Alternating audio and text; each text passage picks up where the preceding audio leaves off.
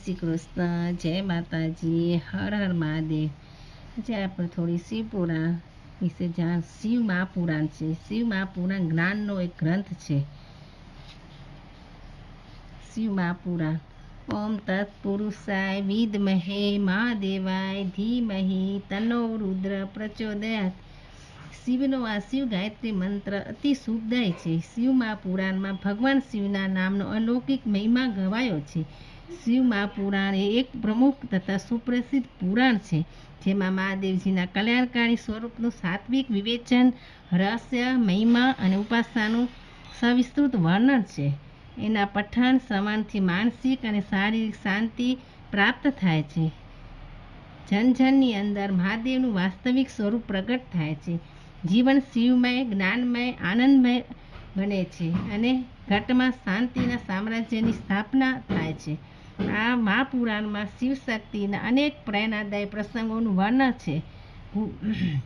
ગુરુદેવ પંડિત શ્રી રામ શર્મા આચાર્યજીએ એમના દૈનિક પ્રવચનમાં ભગવાન શિવ અને એના ગ્રંથ પર વિશેષ પ્રકાશ પાડતા કહ્યું હતું કે સૌનક આદિ ઋષિ મુનિઓએ સૂતજીને પ્રશ્ન પૂછ્યો કે હે મુનિવર, એવું કયું દિવ્ય જ્ઞાન છે જેના દ્વારા મનુષ્ય આ કલિકાળમાં સદાચારી અને પરોપકારી રહી શકે, એના હૃદયમાં ભક્તિ બિરાજમાન થઈ શકે, સાથે વિવેકનો પણ ઉદય થઈ શકે.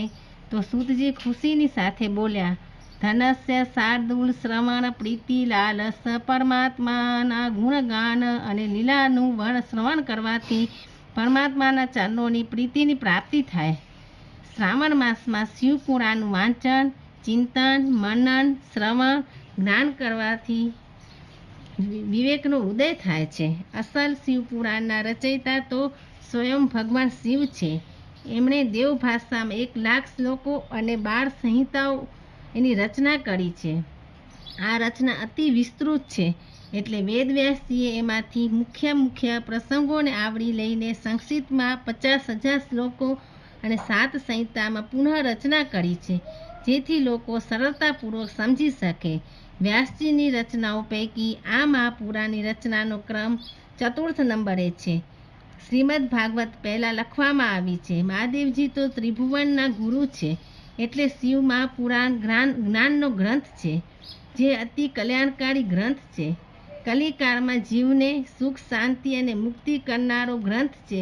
ઓમ નમઃ શિવાય એ મૂળ મંત્ર છે. આદિ શંકરાચાર્યજીએ એની સંપૂર્ણ વ્યાખ્યા કરીને પંચાક્ષર સ્તોત્ર રચના કરી છે. મંત્રની ઉત્પત્તિ સ્વરથી થાય છે. દરેક મંત્રની ઉર્જા પણ અલગ હોય છે, જેથી મંત્રને અશુદ્ધ અવસ્થામાં બોલી શકાય નહીં, પરંતુ ભગવાનના નામનું ઉચ્ચારણ ગમે તે અવસ્થામાં કરી શકાય. વ્યાસજી તો દ્વારા રચિત તમામ પુરાણો એક સમાન છે, જ્ઞાનના ભંડાર છે, જેથી એક જ નિયમ પર અડગ આસ્થા રાખવાથી પરમાત્માની પ્રાપ્તિ થાય છે. આ પુરાણો તો ભગવાનના ચરણોમાં પ્રીતિની પ્રાપ્તિ કરાવે છે. શિવમાં જીવન અને જગત છે. દક્ષિણ ભારત આખું શિવમય છે.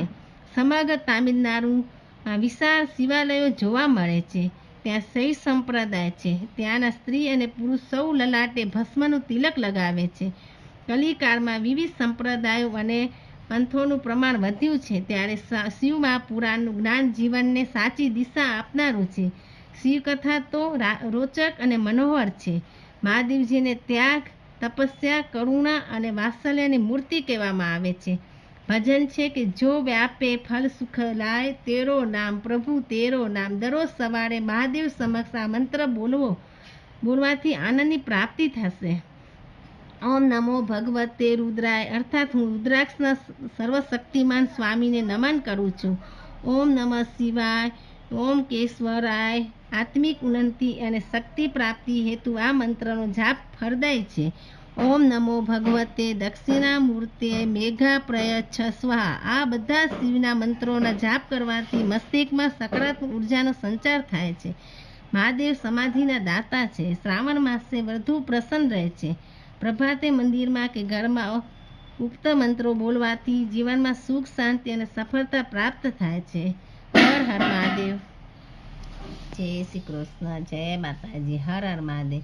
તમને એવી જ કથા, વાર્તાઓ, ધાર્મિક કાંઈ પણ સાંભળવું હોય તો મારી ચેનલને લાઈક કરો, શેર કરો, સબસ્ક્રાઈબ કરો અને આગળ નવી નવી કંઈ કથાઓ કે સાંભળવી હોય તો કમેન્ટ કરો.